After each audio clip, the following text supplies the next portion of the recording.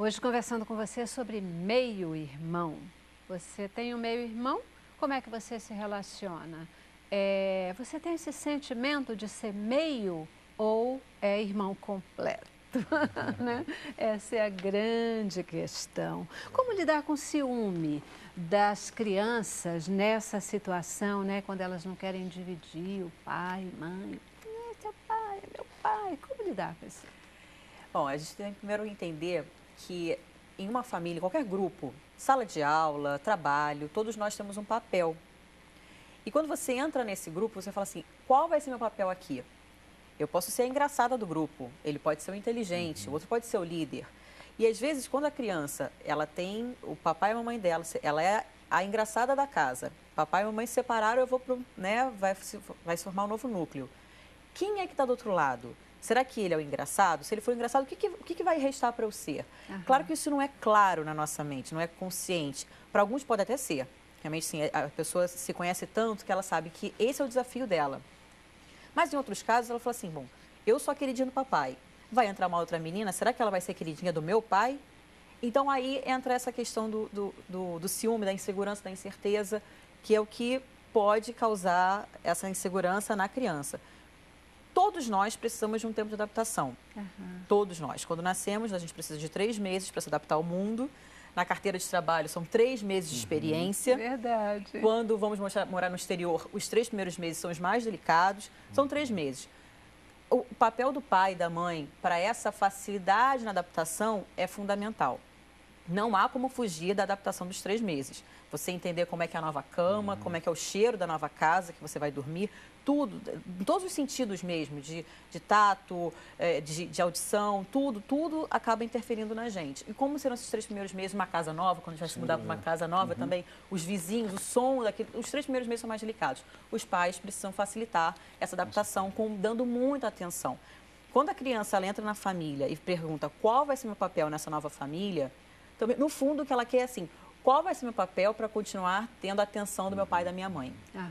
E aí ela vai com mais facilidade. Tudo bem, eu posso ser tão engraçada quanto meu novo irmão. Eu sei que eu tenho a atenção do meu pai e da minha mãe. Porque, no fundo, é isso que a criança sempre procura, qualquer criança, a atenção do pai e da mãe. E aí, nesse particular, acho que a Aline foi muito feliz na exposição dela, né, o papel dos pais e o diálogo, né, a abertura para o diálogo. Então, citando a minha própria experiência, quando a Jéssica resolveu, né, por uma necessidade, morar comigo, eu fiz uma reunião e conversei com ela. E deixei muito claro as expectativas. E essa questão do período de maturação. Eu cozinhei literalmente a Jéssica por quase 1 ano, para que ela amadurecesse o pensamento, a decisão de estar agregando na nossa família, né? Quer dizer, deixando a mãe dela e vindo morar com os irmãos, com o pai, né, com a madrasta. E eu também falei claramente para ela, Celeste, assim, olha, Jéssica, você está escolhendo morar com a sua madrasta. E ela tomou um susto.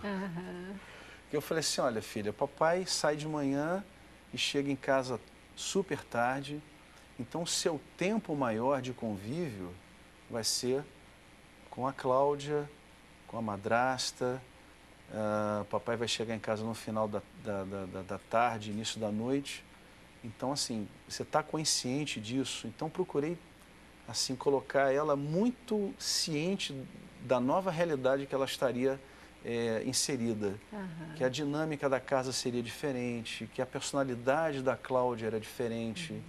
Então, esse diálogo e esse tipo de conversa é fundamental antes desse processo de vinda, né, de um novo membro da família, digamos assim. Então, e a gente não pode ter medo de conversar, né? De poder falar as coisas claramente, porque ao falar, exatamente a gente está trabalhando esse meio ambiente e pode tratar as questões que surgem, né? Da abertura. Quando a gente fala, a gente dá abertura também para as colocações, etc., dá oportunidade de uma melhor integração. Nessa formação das famílias mistas, na união dos irmãos, tem uma idade onde é mais fácil se ter a aceitação desse outro irmão é mais jovem, mais adulto? Existe alguma regra, algum encaminhamento disso? Bom, acho que sem sombra de dúvida, quem nasce numa nova família, né, é o mais favorecido, porque ele não sabia como era antes. Então, a criança recém-nascida acaba tendo crédito, vantagens nesse sentido. Os adultos que não precisaram residir, os filhos já crescidos, adultos, né, que não precisaram residir naquele novo núcleo, também tem alguma vantagem, porque não será o dia a dia deles. Apesar daquela importância do papel, eu te falo assim, ok, eu posso já ter 21 anos, 22, eu sou a queridinha do papai. Quem é essa nova pessoa? Isso vale até para irmãos mesmo, de mesma casa, mesma família. Eu tenho 10 anos, vai nascer uma nova irmã. Quem é essa nova irmã? Vai tirar meu papai de mim? Então, a questão voltando sempre, a questão é, papai vai continuar me dando atenção? Resumindo, é esse o medo de toda criança. É que tem a atenção dos pais. Então, eu acho que mais do que faixa etária, é entender como é a pessoa se relacionar com o mundo. E isso é comprovado a pessoas que lidam melhor com mudanças e pessoas que lidam de forma mais reativa. Mais limitadas, né, mais receosas a mudanças. Isso independe da idade. Então, as pessoas que têm mais facilidade para a mudança podem ter os 3 meses de adaptação, mas seguem. E as pessoas que precisam de estrutura, de segurança, mudar o mínimo possível, essas acabam sofrendo mais. E isso independe da idade. Mas tudo pode ser trabalhado com conversa, com apoio, com estamos aqui, estamos com você. Sem dúvida. Isso faz toda a diferença. Pode não existir, talvez, uma faixa etária ideal, mas eu tenho, assim, meu feeling é de que quanto mais cedo, melhor. É como o aprendizado, por exemplo, de uma segunda língua. Né? Quanto mais cedo uma criança estuda uma determinada língua, mais facilidade ela vai ter para absorver aquele conhecimento, para ter a fluência daquela nova língua. Então, quanto mais cedo esse processo puder acontecer, melhor. Porque, de uma certa forma, a adaptação vai ser mais fácil, em função do convívio já desde cedo. Nesse contexto, né, da família mista, dos irmãos que são irmãos por parte de pai ou irmãos por parte de mãe, os chamados meio-irmãos, até onde o cônjuge que não é pai, né, que não é mãe, pode interferir na educação dos filhos? Olha, eu acho que, assim, você tocou num ponto para mim que é crucial, Celeste, porque o papel do cônjuge é fundamental. Não é uma situação confortável, tá? É difícil. Imagina no meu caso, né, a minha esposa recebendo uma adolescente dentro de casa, uma pré-adolescente, numa fase que já é difícil num contexto normal, né? Então, é um papel muito importante. Então, por exemplo, a minha esposa, ela tinha uma conduta. Todo tipo de situação um pouco mais crítica, um pouco mais difícil, ela não entrava num processo de dividida direto com a Jéssica, com a minha filha mais velha. Ela conversava e transferia muitas das situações para mim. Eu entendi isso como uma postura sábia, porque ela estava se preservando dos conflitos, né, e ao mesmo tempo me inserindo dentro da relação. Então, eu achei, assim, nesse caso, a nossa experiência foi muito bem sucedida, porque a gente conseguia conviver de uma maneira muito harmônica dentro de casa, evitando esses conflitos maiores. E quando havia, né, eu entrava direto de cabeça por ser pai, né, da Jéssica, no caso. Né, da E filha. claro, lembrando também que esses conflitos que acontecem com adolescentes, independem se são de famílias mistas ou não. Nós sabemos que casais né, oriundos, primeiro casamento, também tem os conflitos, os filhos também têm inseguranças, ganha um irmãozinho novo, também acaba tendo segurança, ou que não ganha. Às vezes são irmãos, principalmente gêmeos. Gêmeos não, que é um caso mais delicado, mas crianças com diferença de pouca idade também podem bater mais de frente, às vezes, do que os chamados meio-irmãos. Porque isso tudo depende, como eu falei, da atenção que os pais dão para os filhos. A atenção não é ficar babando ali, estou aqui com você. Não, é quando puder estar presente, estar presente. Mas a dinâmica ela é um pouco diferente quando você tem realmente meio-irmãos, né, ou irmão por parte de pai ou irmão por parte de mãe.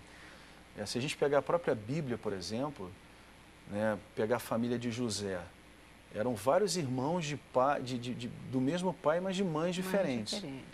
Então, o cuidado ele precisa ser um pouco maior para evitar, às vezes, os ciúmes, para evitar o sentimento de insegurança, né? No caso de José, quando ganhou a túnica, né, os outros irmãos ficaram os todos outros irmãos ficaram enciumados. enciumados. Talvez naquele momento Jacó não tenha tido tanta sabedoria, ele poderia ter conduzido de uma outra maneira.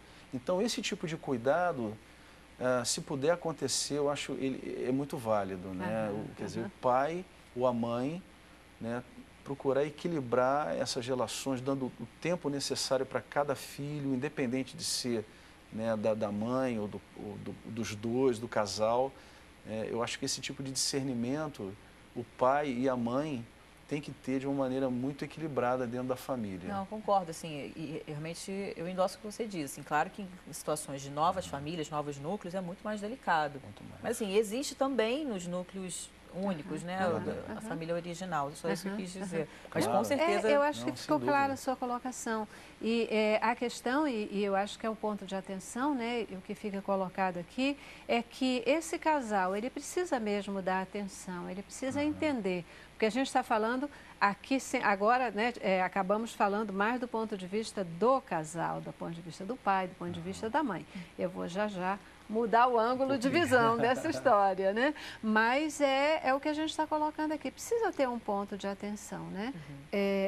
Se é comum, mesmo nas situações onde é o irmão inteiro, onde é o irmão inteiro, Quiçá quando a gente tem um meio-irmão, alguém que pode dizer, mas espera lá, e aí? Ele não é meu pai, ela não é minha mãe, né?